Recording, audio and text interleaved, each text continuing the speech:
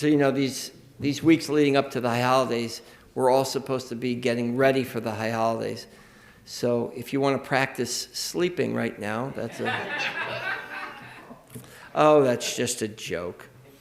There are a few phrases that come up in the Jewish vocabulary at this time of year, especially in the religious community, that you don't hear at other times of the year. So I thought maybe we could review some of those phrases that are used at this time of year just so that everybody knows what everybody's saying. The most common, of course, is Shana Tova, which means you should have a good year. Shana Tova, it's our term for Happy New Year. Another phrase you might have heard is Gemar Chatima Tova. I don't know if you ever heard of that. Or there's an abbreviated term called Gemar Tov. Both mean essentially the same thing, and that is, may you finish out the year well. Gemar Chatima Tova really means that you should finish out and be inscribed for good in the coming year. And Gemar Tov is an abbreviation of that. One of my favorite phrases that you hear, especially in the Orthodox, is made famous by a cousin of mine who's Orthodox, who always says, "Do you machal me?" "Do you machal me" is a combination of English and Hebrew. Mochel is to forgive somebody. So they often say in the Orthodox communities, for sure, "Do you machal me?" Or the Yiddishized version of it, moichel me, right? So for those of you from Williamsburg, Marty, the phrase, "Do you machal me" means, "Do you forgive me?" Right? And it's a phrase that you go around because in truth, there is nothing you can say on the high holidays in your prayers that will be accepted without you first asking forgiveness from the people around you.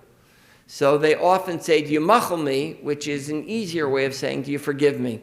There are things that we've done over the course of the year that we want to be forgiven for. But there's one phrase that is used all year round and is made popular by one phrase in our liturgy of the high holidays.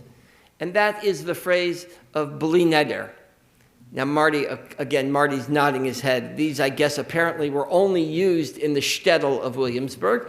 But I grew up in a world in which these phrases were used. And Bli Neder is the phrase without promising. And the reason for saying that is because of what we do on the high holidays right before we start Yom Kippur. We do a prayer known as Kol Nidre. Right? Kol Nidre means all of my promises, my vows, should be absolved. We take very seriously in our tradition the power of promising. And therefore, we often will walk around and hear people say, "Bli Neder," right? "I'll meet you at the cafe at 9:00, Bli Neder." Right? Because it's possible that there'll be traffic and you'll show up late. And you don't want to make a vow that you now have transgressed. But it's also another way of saying, "Don't hold me to it." Right? When you say Bli Neder, you're saying, "I'm going to do my best, but don't hold me to it." And the reason why Kol Nidre becomes so important is because over the course of the year, there are so many things we promise to do that we don't follow through with. Year after year during the month of Elul, I have had the practice of studying a work by Moshe Chaim Luzzatto, the Ramchal. It's called Mesilat Yesharim, the Path of the Righteous. And in Mesilat Yesharim, he speaks about something known as Nikiut. Nikiut is being precise. In English, often we say Nikiut is to be clean. But for Mesilat Yesharim, for Rabbi Moshe Chaim Luzzatto, it's this idea of being precise. And that what he is exploring in Mesilat Yesharim, at least in the 3rd chapter, is this idea that we should be precise in everything we do, especially the mitzvot. Sometimes we get sloppy, he suggests, in the way we observe mitzvot. Sometimes we cut corners. Sometimes we don't have the same right intention when we do our mitzvot. And so he says we have to be more precise in what we do. And I think that applies, of course, to what we say. You've heard the cliche many times. Mean what you say and say what you mean. What that is trying to teach us is that we have to be careful about what we say, about the promises we make. And so the Ramchal, Rabbi Moshe Chaim Luzzatto, offers us this great piece of Gemara in order to prove his point. He says, V'dover emet bilvavo kigon Rav Safra. He says that we should follow the example of Rav Safra, in which he explains the phrase, V'dover emet bilvavo, that we should speak the truth in our heart. Now, if you understand all of Gemara, you get exactly what Rav Safra was all about. But if you're like me, you have to go back and study the Gemara, and you see that it just says that. V'dover emet bilvavo, kigon Rav Safra. Speak the truth in your heart, like Rav Safra. Now, what's really interesting is you really don't understand what that piece of Gemara means until you go and study the Rashi. Rashi tells this great story about Rav Safra. He says the following: Haya lo chafetz echad limkor, uva adam echad lefanav b'shaya korei shema. Rav Safra apparently was involved in this circumstance in which he was reciting the Shema. He was deep in thought about the Shema, and some man came to him to buy something from him. And the man offered him a certain amount of money. And Rav Safra didn't respond. The reason why he didn't respond was because he was in the middle of Shema.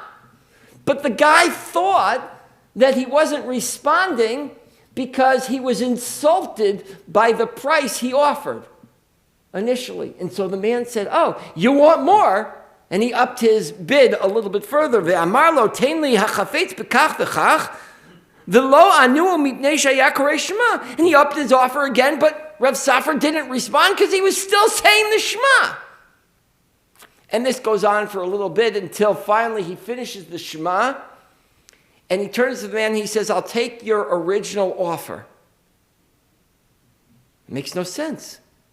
He could have made so much more money. The man had offered many more dollars for this object that he wanted to buy. Rav Safra said, "No, when you had made the initial offer, even though I couldn't respond, I accepted in my mind your offer. And therefore, I don't want what you offered extra. I want what we had originally agreed upon, even though you didn't know we agreed on it." He says that's purity of thought. That's dover emet bilvavo. Stick to what's in your heart. Don't always try and one-up someone, get something more from someone, try to cheat somebody. Do what's in your heart, he says, and then you're imitating Rav Safra. Rav Safra insisted on selling him the item for the sum he had originally offered because he was speaking his truth in his heart. He was being honest with the man. He was being honest not just with that man, but he was being honest with himself. He was being honest with himself. Can you imagine how Rav Safra must have felt when he went home that evening? And he said to himself, "Oh, I could have made so much more money today.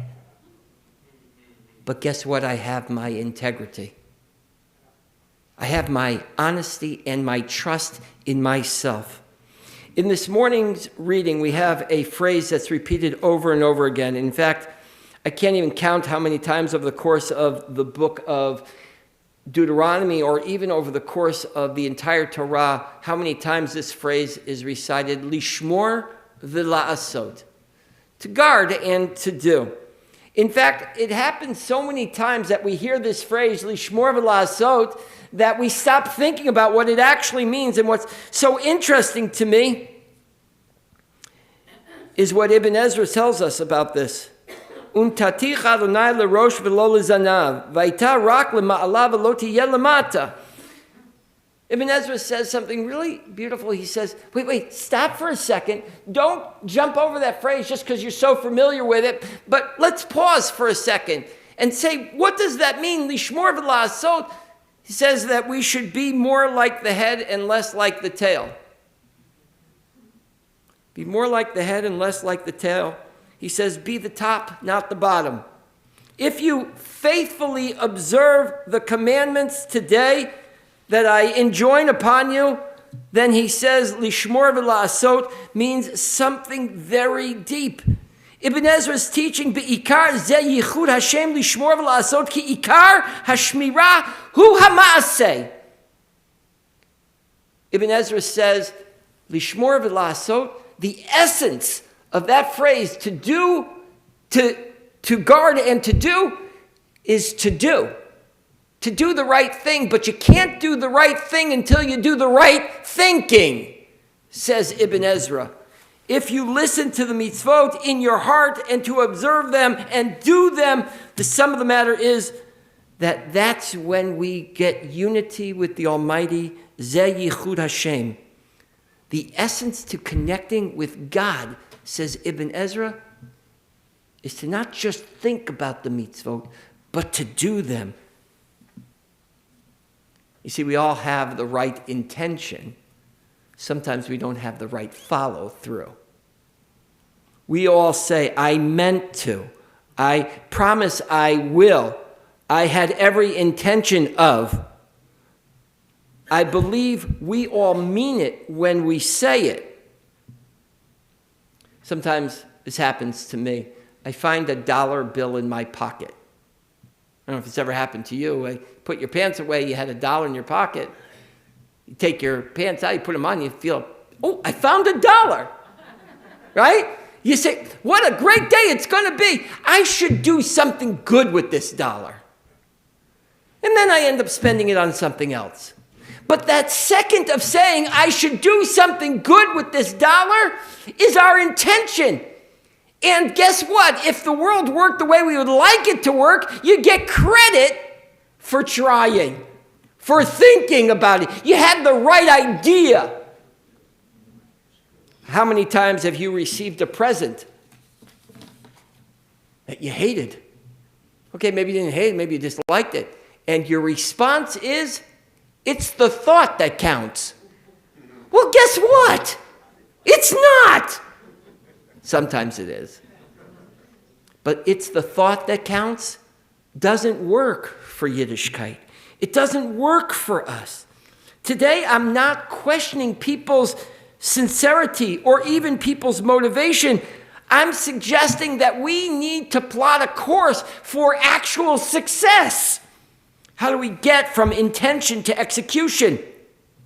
You know what they say. The path to hell is paved with good intentions. Today, I suggest that we take a page out of Mesilat Yesharim and start off small.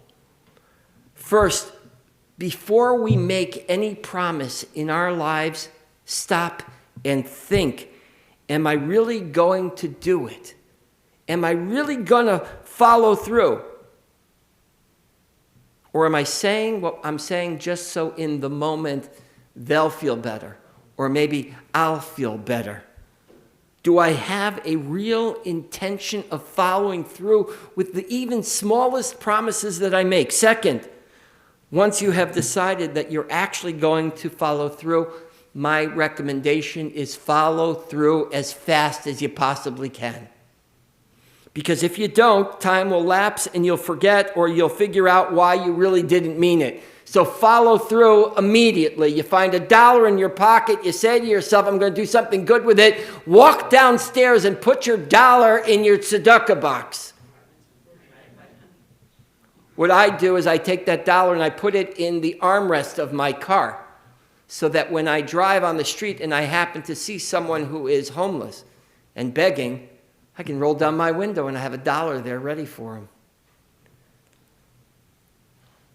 So, for example, when I say to people, I'll pray for them, I don't wait till Shabbos morning for that slot in which I pray for people. I stop what I'm doing in that very moment and I pray for them. Sometimes I use the text of the Amidah during the week that we say, Rifa'enu Adonai v'nei Rafeh. And sometimes I just pause for a moment and offer a personal prayer. But I do it right then and there. Look, there are times in our lives where we wish we could do whatever we say. We wish we could fulfill every promise that we make. But at least we can stop ourselves at the time of year that's upon us and say, I'm going to try better, and I actually have a plan. There's nothing wrong with saying, I'm sorry, I can't promise, but I'll try. Then, really try. The cliche holds true. Mean what you say what you mean. But that means stopping for a minute to think about what you're actually saying. This is about precise thinking. Precise language comes from precision in thought. It means not biting off more than you can chew, but it's also about stretching ourselves. So one last suggestion. I ask you to think about the promises you make to yourself, especially the little ones.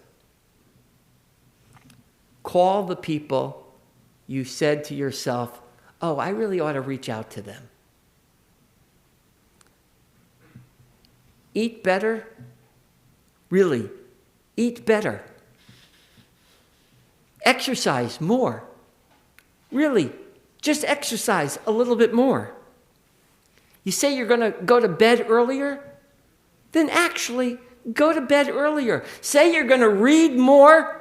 Actually read more. If you say you're going to volunteer, then volunteer for something small. As I like to say, be micro-ambitious and then stick to it. Shabbat Shalom. We continue with Musaf, page 184. Chatzi Kaddish, please rise.